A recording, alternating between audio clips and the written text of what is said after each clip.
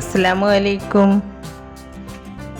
എല്ലാവർക്കും ഐഷ ശ്രീവേൾഡിൻ്റെ പുതിയൊരു വീഡിയോയിലേക്ക് സ്വാഗതം. ഇന്നത്തെ നമ്മുടെ റെസിപ്പി ബ്രെഡ് വെച്ചിട്ട് എളുപ്പത്തിൽ ചെയ്തെടുക്കാൻ പറ്റുന്ന നല്ലൊരു സ്നാക്സാണ്. ഇഫ്താറിൻ്റെ സമയത്തൊക്കെ വളരെ എളുപ്പത്തിൽ ചെയ്തെടുക്കാൻ പറ്റുന്ന നല്ലൊരു റെസിപ്പി കൂടിയാണിത്. എപ്പോഴും ഒരേ രീതിയിലുള്ള മസാലയിൽ ചെയ്തെടുക്കാതെ ഒരു വെറൈറ്റിക്ക് വേണ്ടി ചെയ്യാൻ പറ്റുന്ന നല്ലൊരു സ്നാക്സാണ് ഈ ബ്രെഡ് പോക്കറ്റ് ഷവർമ. അപ്പോൾ നമുക്കിതെങ്ങനെയാണ് തയ്യാറാക്കുന്നത് എന്നൊന്ന് കണ്ടു നോക്കാം. ബ്രെഡ് പോക്കറ്റ് ഷവർമ ഉണ്ടാക്കാനായിട്ട് ആദ്യം ഇതിലേക്ക് വേണ്ടത് ബ്രെഡാണ്. ഞാനിവിടെ ഒരു പാക്കറ്റ് വലിയ സൈസിലുള്ള ബ്രെഡാണ് എടുത്തിട്ടുള്ളത്. ഇതുണ്ടാക്കാൻ വലിയ സൈസ് ബ്രെഡ് എടുക്കുന്നതാണ് നല്ലത്. കാരണം നമ്മളിത് ഫ്രൈ ചെയ്തിട്ട് കട്ട് ചെയ്തിട്ടാണല്ലോ ഇതിലേക്ക് ഫില്ലിങ് നിറച്ച് കൊടുക്കുന്നത്. അപ്പോൾ ബ്രെഡ് വലുതാകുമ്പോൾ അതിൻ്റെ സൈഡൊന്നും പൊട്ടിപ്പോകാതെ നല്ല രീതിയിൽ തന്നെ നമുക്കതിലേക്ക് ഫില്ലിങ് വെച്ച് കൊടുക്കാനായിട്ട് പറ്റും. ബ്രെഡ് പോക്കറ്റ് ഉണ്ടാക്കാനായിട്ട് ഇതുപോലെ 2 ബ്രെഡ് അടുപ്പിച്ച് വെക്കുക. എന്നിട്ട് അതിന് മുകളിൽ ഇതുപോലെ ഒരു പാത്രമോ അല്ലെങ്കിൽ ഗ്ലാസ്സോ അടപ്പോ എന്തെങ്കിലും ഇതുപോലെ വെച്ച് കൊടുക്കുക. എന്നിട്ട് കൈവച്ചിട്ട് നന്നായിട്ടൊന്ന് ബലം കൊടുത്തിട്ട് ഇതുപോലെ ഒന്ന് തിരിച്ചു കൊടുത്താൽ മതി. അപ്പോൾ ഈ ബ്രെഡിൻ്റെ കഷ്ണങ്ങൾ രണ്ടും കൂടി ഒട്ടിയിട്ട് ഈ പാത്രത്തിൻ്റെ ഉള്ളിലേക്ക് പോവും. അപ്പോൾ അതൊന്ന് ഇതുപോലെ പൊട്ടിയിട്ട് എടുത്താൽ മതി. ഇപ്പോൾ കണ്ടോ, ഒട്ടും ഗ്യാപ്പില്ലാതെ ഇതിൻ്റെ സൈഡൊക്കെ നന്നായിട്ട് ഒട്ടി പിടിച്ചിട്ടുണ്ട്. ഇതിന് ഗ്യാപ്പ് ഉണ്ടെങ്കിൽ നമ്മളിത് ഫ്രൈ ചെയ്തെടുക്കുമ്പോൾ എണ്ണ ഇതിൻ്റെ ഉള്ളിലേക്ക് കയറും. അപ്പോൾ ഇത് പാത്രം വെച്ചിട്ട് നന്നായിട്ട് പ്രസ് ചെയ്തെടുക്കുകയാണെങ്കിൽ ഗ്യാപ്പില്ലാതെ കിട്ടും. ഇനി ഇത് റൗണ്ട് ഷേപ്പിൽ മാത്രമല്ല സ്ക്വയർ ഷേപ്പിലും ഉണ്ടാക്കിയെടുക്കാനായിട്ട് പറ്റും. സ്ക്വയർ ഷേപ്പിൽ ഉണ്ടാക്കിയെടുക്കാനായിട്ട് 2 ബ്രെഡ് ഇതുപോലെ ഒരുമിച്ച് വെക്കുക. എന്നിട്ട് കത്തി കൊണ്ട് ഇതിൻ്റെ 4 സൈഡും ഇതുപോലെ കട്ട് ചെയ്തെടുക്കുക. അപ്പോൾ നിങ്ങൾക്ക് ഏത് ഷേപ്പിലാണോ വേണ്ടതെങ്കിൽ അതുപോലെ കട്ട് ചെയ്തെടുക്കുക. ഞാനിവിടെ മുഴുവൻ ബ്രെഡും ഇതുപോലെ കട്ട് ചെയ്തെടുത്തിട്ടുണ്ട്. ഇനി നമുക്കിതിലേക്ക് കുറച്ച് ബ്രെഡ് ക്രംസ് ആവശ്യമുണ്ട്.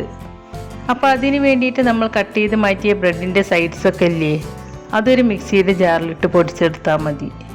ഇപ്പോൾ നമുക്കിതിലേക്ക് ആവശ്യമായ ബ്രെഡ് ക്രംസും റെഡിയായിട്ടുണ്ട്. ഇനി ഇതിലേക്കുള്ള ഫില്ലിങ് റെഡിയാക്കി എടുക്കാം. ഞാനിവിടെ ഒരു ചെറിയൊരു കഷ്ണം കാബേജ് ചെറുതായി കട്ട് ചെയ്തെടുത്തതും പിന്നെ ഒരു ക്യാപ്സിക്കം ചെറുതായി കട്ട് ചെയ്തെടുത്തതും കുറച്ച് മല്ലിയില ചെറുതായി കട്ട് ചെയ്തെടുത്തതും പിന്നെ ഒരു മീഡിയം സൈസിലുള്ള തക്കാളി ചെറുതായി കട്ട് ചെയ്തെടുത്തതും ഒരു ചെറിയൊരു സവാള ചോപ്പ് ചെയ്തെടുത്തതും പിന്നെ ഒരു ക്യാരറ്റ് ഗ്രേറ്റ് ചെയ്തെടുത്തതും ഒരു ബൗളിലേക്ക് ഇട്ട് കൊടുക്കുന്നുണ്ട്. പിന്നെ നിങ്ങൾക്ക് വേണമെങ്കിൽ കുക്കുംബർ ചെറുതായി കട്ട് ചെയ്തതും ഇതിലേക്ക് ചേർത്ത് കൊടുക്കാവുന്നതാണ്. ഇനി ഞാൻ ഇതിലേക്ക് 2 ടേബിൾ സ്പൂൺ മയോണൈസ് ചേർത്ത് കൊടുക്കുന്നുണ്ട്. മയോണൈസ് നിങ്ങൾക്ക് വേണമെങ്കിൽ വീട്ടിൽ തന്നെ ഉണ്ടാക്കിയെടുക്കാവുന്നതാണ്. ഞാൻ ഇതിനു മുമ്പ് മയോണൈസ് ഉണ്ടാക്കിയെടുക്കുന്ന ഒരു വീഡിയോ അപ്ലോഡ് ചെയ്തിട്ടുണ്ട്. ആ വീഡിയോൻ്റെ ലിങ്ക് ഞാൻ ഡിസ്ക്രിപ്ഷനിൽ കൊടുക്കാൻ, കാണാത്തവരുണ്ടെങ്കിൽ ഒന്ന് കണ്ടു നോക്കൂ കേട്ടോ. പിന്നെ ഇതിലേക്ക് ഒരു പകുതി നാരങ്ങയുടെ നീര് ചേർത്ത് കൊടുക്കുന്നുണ്ട്. പിന്നെ ഇതിലേക്ക് ആവശ്യമായ ഉപ്പും 1 ടീസ്പൂൺ കുരുമുളക് പൊടിയും. കുരുമുളക് പൊടി നിങ്ങളുടെ എരിവിനനുസരിച്ച് ചേർത്ത് കൊടുക്കുക കേട്ടോ. പിന്നെ ഇതിലേക്ക് 1 ടേബിൾ സ്പൂൺ ഒലീവ് ഓയിലും ചേർത്ത് കൊടുത്ത് നന്നായിട്ടൊന്ന് മിക്സ് ചെയ്തെടുക്കുക. ഒലീവ് ഓയിൽ ഓപ്ഷണലാണ് കേട്ടോ, നിങ്ങളുടെ അടുത്തുണ്ടെങ്കിൽ ചേർത്ത് കൊടുക്കുക. ഇപ്പം ഞാനിത് നന്നായിട്ടൊന്ന് മിക്സ് ചെയ്തെടുത്തിട്ടുണ്ട്. ഞാനിവിടെ കുറച്ച് ബോൺലെസ്സായ ചിക്കൻ്റെ പീസുകൾ ഫ്രൈ ചെയ്തെടുത്തിട്ടുണ്ട്. അത് കൈകൊണ്ട് ഇതുപോലെ പിച്ചിയെടുത്തോ അല്ലെങ്കിൽ മിക്സിയുടെ ജാറിലിട്ട് ചെറുതായിട്ടൊന്ന് ക്രഷ് ചെയ്തോ ഇതിലേക്ക് ചേർത്ത് കൊടുക്കുക. എന്നിട്ട് നന്നായിട്ടൊന്ന് മിക്സ് ചെയ്തെടുക്കുക. ഇപ്പോൾ ഇതിലേക്കുള്ള ഫില്ലിങ് റെഡി ആയിട്ടുണ്ട്.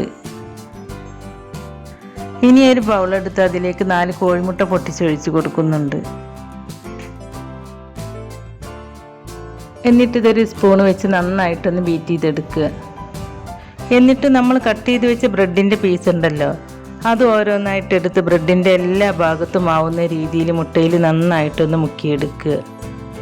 എന്നിട്ടിത് ബ്രെഡ് ക്രംസിലിട്ട് കൊടുത്ത് ബ്രെഡ് ക്രംസ് നന്നായിട്ടൊന്ന് പിടിപ്പിച്ചെടുക്കുക. ബ്രെഡ് ക്രംസ് ഇതിൻ്റെ എല്ലാ ഭാഗത്തും ആവുന്ന രീതിയിൽ ഇതുപോലെ കുത്തിപ്പിടിച്ചാക്കി കൊടുക്കണം കേട്ടോ, അല്ലെങ്കിൽ ഫ്രൈ ചെയ്യുന്ന സമയത്ത് ഇത് രണ്ടും വിട്ടു പോവും. അപ്പോൾ ഞാൻ ഇതുപോലെ ബ്രെഡ് ക്രംസിൽ നന്നായിട്ടൊന്ന് കവർ ചെയ്തെടുത്തിട്ടുണ്ട്.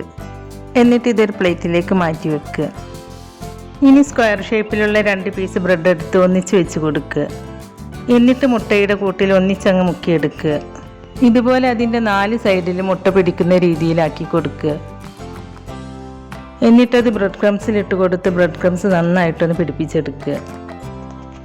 ബ്രെഡ് ക്രംസ് ഇതിൻ്റെ സൈഡിലൊന്നും പിടിക്കുന്നില്ലെങ്കിൽ വിരൽ വെച്ചിട്ട് ചെറുതായിട്ടൊന്ന് പ്രസ് ചെയ്തിട്ട് കവർ ചെയ്തെടുത്താൽ മതി. അപ്പോൾ ഈ ഒരു രീതിയിൽ ഞാൻ ഇതെല്ലാം കവർ ചെയ്തെടുത്തിട്ടുണ്ട്. ഇനി ഇത് ഫ്രൈ ചെയ്തെടുക്കണം. അതിനായിട്ടൊരു പാൻ അടുപ്പത്ത് വെച്ച് അതിലേക്ക് ഫ്രൈ ചെയ്യാൻ ആവശ്യമായ ഓയിൽ ഒഴിച്ചു കൊടുക്കുന്നുണ്ട്. ഓയിൽ നന്നായിട്ട് ചൂടായിട്ട് വരുമ്പോൾ ഇതിൽ നിന്നും ഓരോന്ന് എടുത്തിട്ട് ഈ ഓയിലിലേക്ക് ഇട്ട് കൊടുക്കുക. അപ്പോൾ നല്ല ചൂടുള്ള എണ്ണയിലേക്ക് ഇട്ട് കൊടുത്തിട്ടാണ് കേട്ടോ നമ്മളിത് ഫ്രൈ ആക്കി എടുക്കുന്നത്. തീ കുറച്ച് വെക്കണ്ട കേട്ടോ, കാരണം ബ്രെഡ് ആയതുകൊണ്ട് ചിലപ്പോൾ ഓയിൽ കുടിക്കാൻ ചാൻസ് ഉണ്ട്. അപ്പോൾ ഹൈ ഫ്ലെയിമിൽ തന്നെ ഇട്ട് കൊടുത്ത് തിരിച്ചും മറിച്ചും ഇട്ട് കൊടുത്ത് ഫ്രൈ ചെയ്തിട്ട് എടുക്കുക. ഇത് പെട്ടെന്ന് തന്നെ ഫ്രൈ ആയി കിട്ടും. അപ്പോൾ ഈ ഒരു രീതിയിലുള്ള കളറാകുമ്പോൾ നമുക്കിത് എണ്ണയിൽ നിന്നും കോരിയെടുക്കാം. അപ്പോൾ ഞാനിത് എണ്ണയിൽ നിന്നും എടുത്ത് മാറ്റിയിട്ട് ഒരു പാത്രത്തിലേക്ക് ഇട്ട് കൊടുത്തിട്ടുണ്ട്. ഇനി ബാക്കിയുള്ളതും ഇതുപോലെ തന്നെ ചെയ്തെടുക്കുക.